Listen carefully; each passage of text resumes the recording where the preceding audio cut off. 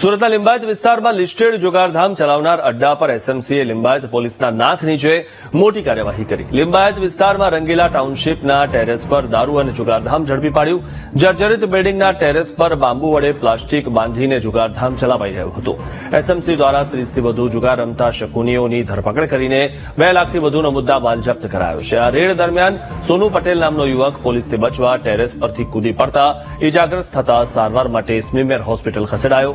Listed જુગારધામ ચલાવનાર સની સામે ભૂતકાળમાં અનેક ગુના નોંધાઈ ચૂક્યા છે, ત્યારે લિંબાયત પોલીસની પેટ્રોલિંગ કામગીરી સામે સવાલ ઉભા થયા છે।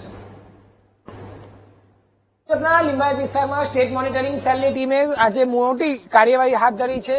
લિંબાયત વિસ્તારની અંદર રંગીલા ટાઉનશીપની જે જર્જરિત બિલ્ડિંગ છે ત્યાં જુગારધામ અને દારૂનું જે વેચાણ ચાલતું હતું તેને ત્યાં દરોડા પાડ્યા છે। કહેવાય છે કે આ ખૂબ જ લિસ્ટેડ બુટલેકર અને એવા સનીનો આ અડ્ડો હતો અને સનીના અડ્ડા પર અત્યારે સુરત એસએમસીની ટીમ એટલે કે સ્ટેટ મોનિટરિંગ સેલની ટીમે કાર્યવાહી કરી છે।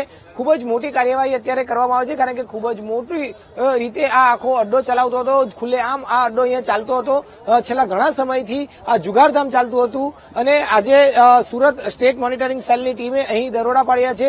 સ્થાનિક જે પોલીસ છે તે ઊંઘતી રહી છે, લિંબાયત પોલીસ ઊંઘતી રહી અને સ્ટેટ મોનિટરિંગ સેલ ગાંધીનગરની જે ટીમ છે તે અહીં આવી અને તેમને આ દરોડા પાડીને અહીં આખું જે જુગારધામ ચાલી રહ્યું હતું તેનો પર્દાફાશ કર્યો છે।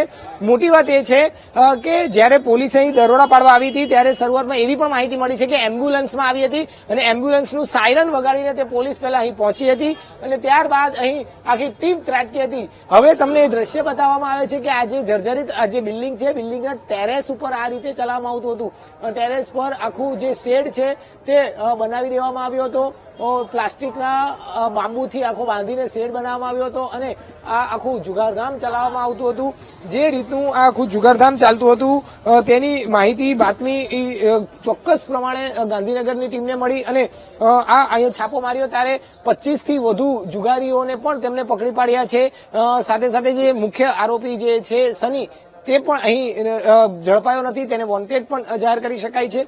બીજી તરફ વાત એ છે કે આ રેડ પડી તે દરમિયાન સોનુ પટેલ નામનો એક વ્યક્તિ હતો જે પહેલા તે ટેરેસ પરથી જ નીચે કૂદી પડ્યો હતો બચવા માટે, પરંતુ તેને કેટલીક ગંભીર ઇજાઓ પણ પહોંચી છે અને હાલ તેને સ્મીમેર હોસ્પિટલમાં સારવાર અર્થે ખસેડવામાં આવ્યો છે।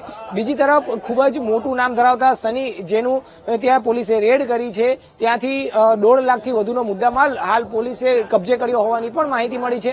એટલે એક રીતે કહી શકાય કે ગાંધીનગરની સ્ટેટ મોનિટરિંગ સેલની ટીમે આજે રેડ પાડીને ખૂબ જ મોટી કામગીરી કરી છે અને લિંબાયત પોલીસની નાક નીચે ચાલતું આ આખું ધામ ઝડપી પાડતા તેની સામે પણ અનેક પ્રશ્નો ઉભા થયા છે।